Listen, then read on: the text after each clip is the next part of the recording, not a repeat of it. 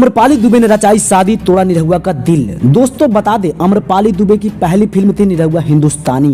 यह फिल्म काफी super duper hit रहा है। इस फिल्म के बाद निरहुआ के साथ लगातार फिल्में करती आ रही है। यह अपने अदाकारा से पूरे भोजपुरी दर्शकों के दिल में छाई हुई है।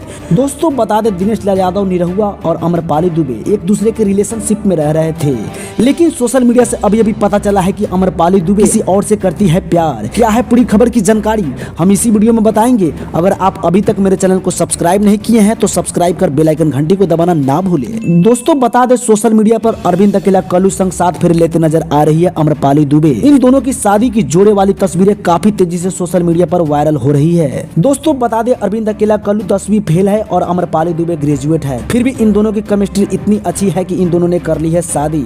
दोस्तों बता दें, इन दोनों का अफेयर कुछ वर्षों से चल रहा था। इस अफेयर के दौरान जब अम्रपाली दुबे प्रेग्नेंट हुई तब जाकर इन दोनों के घर वालों को पता चला और दुबे परिवार होने के नतीजे इन लोगों को करा दी गई है शादी। दोस्तों बता दें, ये दोनों हाल फिलहाल में एक मूवी शूट करके आया है जिस फिल्म का नाम है शादी मुबारक हो।